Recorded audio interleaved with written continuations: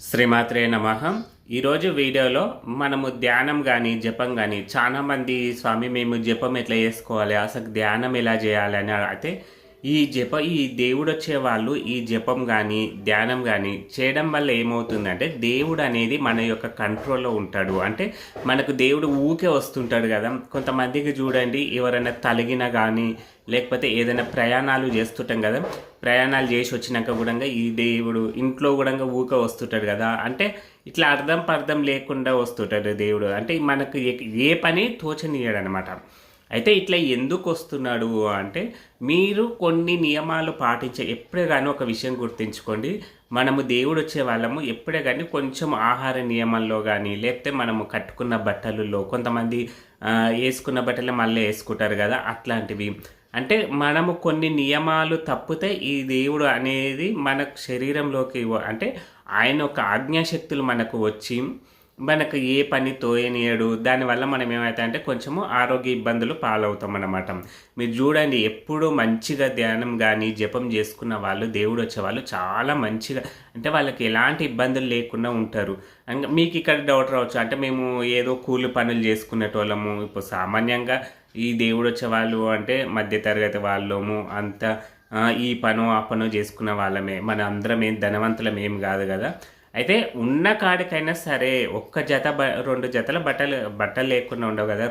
ఒక రోజు యేసుకున్న బట్టలు మళ్ళా యేసుకోకుండా ఉన్న బట్టలనే నీళ్ళులో ఇట్లా అద్ది యేసుకోవడం చాలా మంచిదనమాట. ఎందుకంటే ఈ యేసుకున్న బట్టలే మళ్ళా యేసుకొని అవి చెమట ఎందుకంటే ఈ దేవుడొచ్చే వాళ్ళకేంటంటే నెగెటివ్ ఎనర్జీలు తొందరగా అటాక్ట్ అవుతాయన్నమాట. అందుకే చూడండి మనం గుడికి వెళ్ళినప్పుడు గుడి వెనకాల ఎప్పుడే గానీ గుడిని తాకకూడదు, మొక్కకూడదు అంటారు.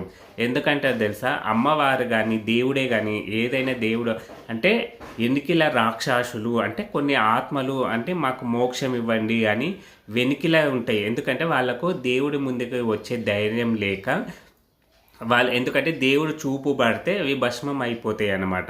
అందుకే చూడండి దేవుడిని మనము కళ్ళు మూసుకోకుండా చూడాలి. దేవుని కండ్లలోకి మన కళ్ళు పెట్టి చూసినామనుకోండి మనకు ఆత్మజ్ఞానం అనేది కలుగుతుంది. అందుకే కళ్ళు మూసుకోవద్దు అంటారు. అందుకే దేవుడు వెనకాల మొక్కకూడదు అంటారు చాలామంది. మొక్కినామనుకోండి కొన్ని ఆత్మలు మనలోకి ప్రవేశిస్తాయి కాబట్టి దేవుడి గుడి వెనకాల ఎప్పుడే గానీ తాకకూడదు, మొక్కకూడదు. ఇది మన సాంప్రదాయం అన్నమాట. అయితే ఇక్కడ మీరు అంటే రోజు బట్టలు వేసుకోవడము ఇట్లా కొన్ని ఆహార నియమాలు కూడా ఉంటాయి. నేను ఎన్నో వీడియోలో చెప్పుకుంటూ వస్తున్నా. దేవుడొచ్చే వాళ్ళకు ఎక్కువ దేవుడొచ్చి ఇబ్బంది పెడుతున్నారు అంటే మీరు ఏవో నియమాలు తప్పుతున్నారు. వాటిని సరి చేసుకోవాలని దేవుడు ఈ విధంగా మీకు చెప్తుంటాడనమాట. అయితే ఈరోజు జపము అంటే జపం వేరు, ధ్యానం వేరు. మళ్ళా జపం అంటే ఏంటిది అంటే అయితే ఈ జపం చేయడం వల్ల ఏమవుతుందంటే దేవుడు మన కంట్రోల్‌లో ఉంటాడని చెప్పాను కదా! ఏ విధంగా కంట్రోల్‌లో ఉంటాడు అంటే మనము రోజు దేవుడి ముందు ఏదో ఒక ఇప్పుడు ఈ దేవుడు మల్లన్న తండ్రి గానీ, శివుడు గానీ ఇట్లా అంటే మల్లన్నకు సంబంధించినవి కొంతమందికి వీరభద్రుడు వస్తుంటాడు కదా! ఈ పోతురాజు గానీ వీళ్ళు ఎవరైనా సరే ఈ శివుని అంశ నుంచి వచ్చే వాళ్ళు ఎవరైనా సరే ఓం నమ శివాయ అని ఒక మంత్రం తీసుకుంటాం మనం. అదేవిధంగా అమ్మవారు పార్వతీమాత, ఈ జగన్మాత, కాళీమాత ఇట్లా ఏ అమ్మవార్లైనా సరే ఎల్లమ్మ, పోషమ్మ, మైసమ్మ ఇట్లా ఉప్పాలమ్మ లేకపోతే మనకు వీళ్ళు సమ్మక్క, సారక్క వీళ్ళ అమ్మవారి రూపాలు ఏవి వచ్చినా సరే ఓం శ్రీ మాత్రే నమః. ఇంకా కొంతమంది బీజాక్షరాలు తీసుకుంటాడు. ఓం శ్రీ రేణుక ఎల్లమ్మ దేవతాయ నమః. ఓం ఇది ఇప్పుడు మనకు అమ్మవారు ఓం శ్రీ మహాకాళేయ నమః.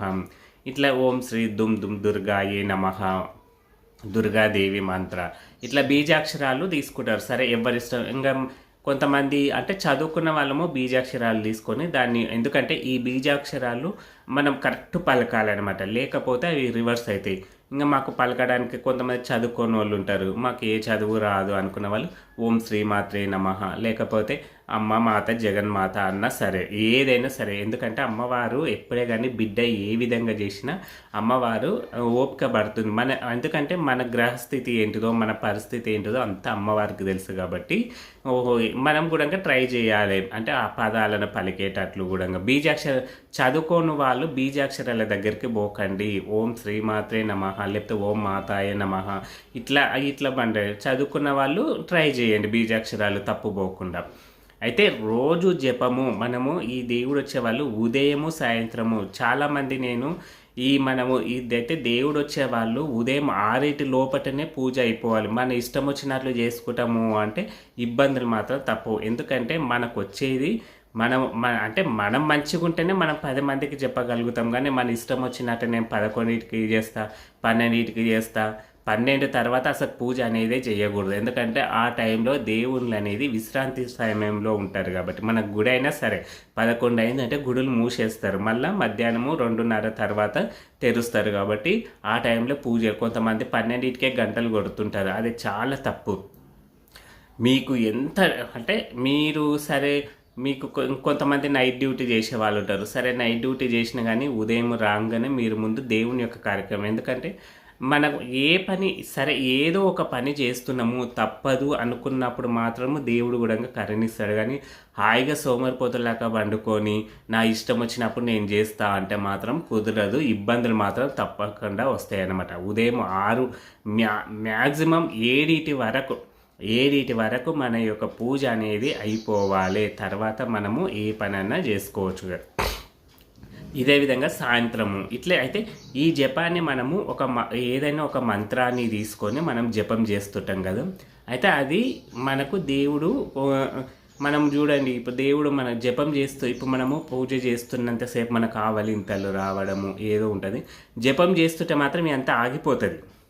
అంటే మనకి ఎలాంటి సిమ్టమ్స్ ఏవి కనపడవన్నమాట. అంటే మనం కూడా ఎప్పుడైనా సరే దేవుడు వచ్చే సూచనలు ఉన్నాయంటే మనసులోనే మనము ఆ దేవుని యొక్క నామస్మరణ పలుకుతూ ఉంటే దేవుడు అనేది ఆగిపోతాడు ఎంబడే.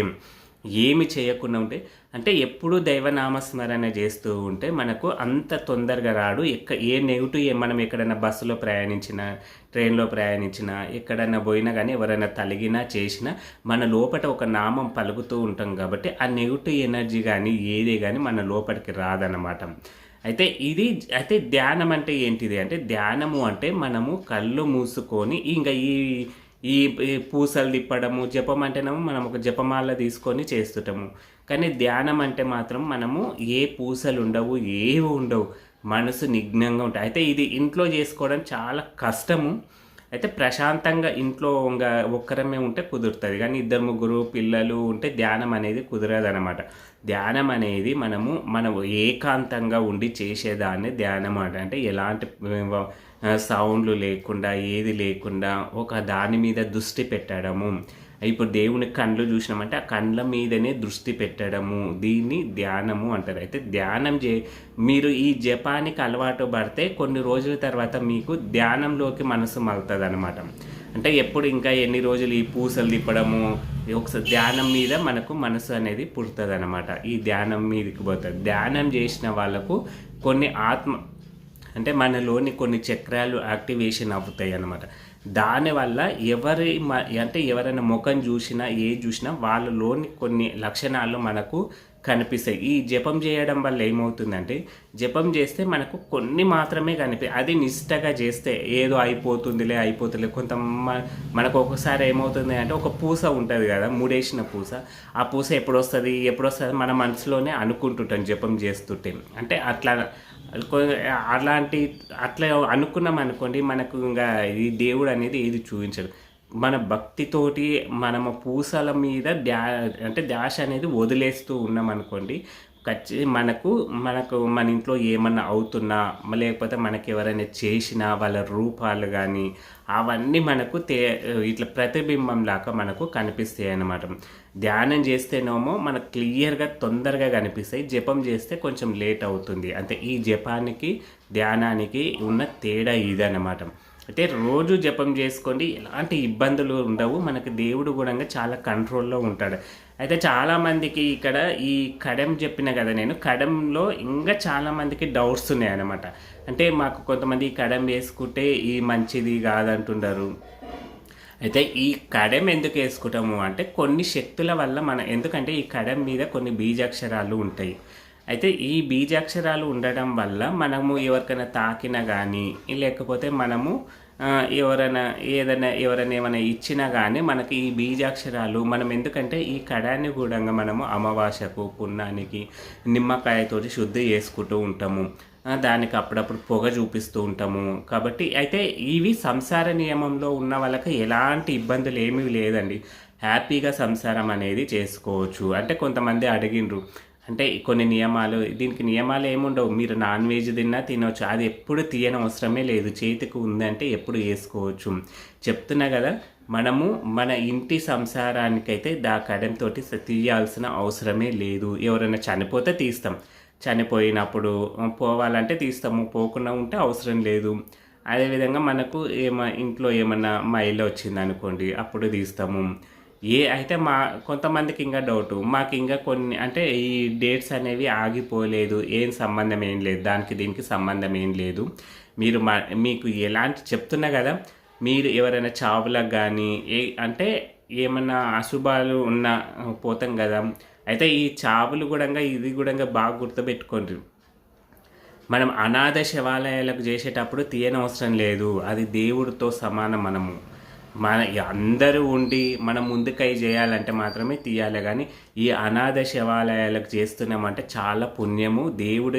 దేవుడు మనకు అలాంటి అదృష్టాన్ని ఇచ్చింది. కాబట్టి అనుకోకుండా మనము పోయినామనుకోండి, ఇప్పుడు రోడ్డు మీద ఎక్కడో ఎవరో ఒకరు అనాథ శవం పడి ఉంటుంది కదా, వాళ్ళని ముట్టుకుంటాము, చేస్తాము, అన్నీ చేయొచ్చు, తప్పు లేదు దానికి.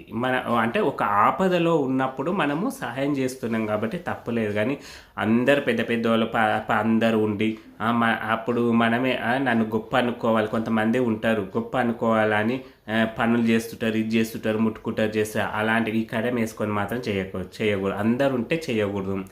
లేదు, ఎవ్వరు లేరు, పాపము ఒక అనాథ శవము, ఎవరు లేరు, ఇంకా నేనన్నా ముందుకు కావాలన్నప్పుడు మీకు కడెం తీయనంత అవసరమే లేదు. ఇంకా మనకు చాలా దేవుడు అనేది మనకి ఇంకా ఎక్కువ వైభవాన్ని ఇస్తాడనమాట. ఇట్లా కొన్ని మ్యాచింగ్ ఫంక్షన్ అట్లా పెద్ద మనిషి ఉన్న దగ్గర ఈ పురుడులు, ఈ ఇట్లా కొన్ని ఉంటాయి అన్నమాట. అయితే వీటికి నియమాలు కానీ భార్యాభర్తలకి ఎలాంటి నియమాలు ఉండవు. అయితే మీకు ఈ కడెం వల్ల ఎవ్వరికేమి ఇబ్బందులు అనేది ఏమి ఉండదు. ఈ కడెం అందరూ వేసుకోవచ్చు. అయితే ఈ చాలామంది కొంతమంది బెదిరిస్తున్నారు అంటే ఇది వేసుకుంటే కొన్ని నియమాలు పాటించాలి, ఇట్లుండాలి, అట్లుండాలి, ఇక్కడ అంటే ఇవి తీయకూడదు, చేయాలి అని ఇట్లా ఎప్పుడు చేతికి ఉండకూడదు అంటున్నారు కదా. నేను చెప్పినా కదా, మనము ఏదన్నా ఈ కడెము మనము ఒక వాడుక భాషలో అంటే ఇప్పుడు ప్రజెంట్ మనము ఎట్లా తెలుసుకోవచ్చు అంటే, ఇప్పుడు మనము ఈ స్కూల్స్ కానీ కాలేజ్ కానీ ఏదైనా కంపెనీలు ఉన్నాయనుకోండి, వాళ్ళు ఏం చేస్తారు, ఒక ఐడెంటిటీ కార్డ్ అనేది వేస్తారు కదా. అయితే ఈ కడెం కూడా మన చేతికి ఉండడం వల్ల ఇది కూడా ఒక దేవుడు మనిషి అని ఎవరికైనా తెలిసిపోతుంది అన్నమాట. అంటే చూసిన వాళ్ళు ఈ కడెం ఉందనుకోండి, ఓహో వీళ్ళకి ఏదో దేవుడు వస్తాడు. చాలామందికి ఈ కొన్ని కడాలను చూసినంబడే, ఈ ముడులున్న కడాలను చూసినంబడే వేరే వాళ్ళు గ్రహించుకుంటారు, వీళ్ళకి ఏదో దేవుడు వస్తాడోమో, అయితే అందుకే ఈ కడెం వేసుకున్నట్టు వాళ్ళు కూడా మనకు కొంచెం దూరం ఉండడానికి ట్రై చేస్తారు. చాలామందికి తెలుసు ఈ ముడులున్న కడాలు ఎవరైతే వేసుకుంటారో వాళ్ళని చూస్తే వేరే వాళ్ళు ఈజీగా గుర్తుపడతారు అనమాట. వీళ్ళు ఏదో దేవుడు వచ్చి వేసుకుంటున్నాడు, వీళ్ళు దేవుడు మనిషి ఉండొచ్చు అని వాళ్ళు అంటే వాళ్ళకి ఎక్కడైనా తిరిగి వచ్చినా కానీ, వాళ్ళు ఎవరైనా చావు నుంచి వస్తున్నా కానీ వాళ్ళు ఆ కడెం చూడంగా ఏం చేస్తారంటే కొంచెం మనకు తాకకుండా ఉంటారనమాట. ఇది చాలా సేఫ్టీ అన్నమాట. మీకు ఎలాంటి డౌట్స్ అవసరం లేదు. ఈ కడెం వేసుకోవడం వల్ల మీకు ఏం ప్రాబ్లమ్స్ అనేది ఏముండదు. వేసే వాళ్ళు మంచిగా వేస్తే ఖచ్చితంగా ఆ కడెం అనేది మనకు మంచి పవర్ ఇస్తుంది. ఇంకా వేసే వాళ్ళు వీళ్ళకి దేవుడు అంటే వాళ్ళ మనసులో వీళ్ళకి దేవుడు పోవాలి, వీళ్ళకు దేవుడు సరిగా రాకూడదు అని ఇట్లా కొంతమంది ఉంటారు. కొంతమంది ఇంకా నేను అన్నీ చెప్పలేనులే కానీ అంటే వేసే వ్యక్తి కానీ ఆ వ్యక్తి వీళ్ళకు మంచి జరగాలి అని మనసు పూర్తిగా ఆ పార్వతీ పరమేశ్వర్లను తలుసుకొని, మీకు ఏ దేవుడు వస్తారో ఆ దేవుని తలుసుకొని మీకు ఆ గురు పొజిషన్లో ఉన్న వ్యక్తి మీకు ఆ కడెం వేస్తే మాత్రం మీకు ఎలాంటి ఇబ్బందులు అనేది ఉండదు. ఇంకా వాళ్ళు మనసులో ఒకటి పెట్టుకొని ఏదో వేసిండ్రు అనుకోండి, దానివల్ల కొన్ని ఇబ్బందులు అనేటివి వస్తాయి. కాబట్టి మీకు ఎలాంటి డౌట్స్ అనేటివి పెట్టుకోకండి. హ్యాపీగా సంతోషంగా మీకు వీలున్నప్పుడల్లా మీకు వీలుంటే వేసుకోండి, లేకపోతే లేదు. అందరూ ఆ పార్వతీ పరమేశ్వర్ల అనుగ్రహంతో అందరూ సంతోషంగా ఉండాలని కోరుకుంటున్నాను. జై శ్రీరామ్.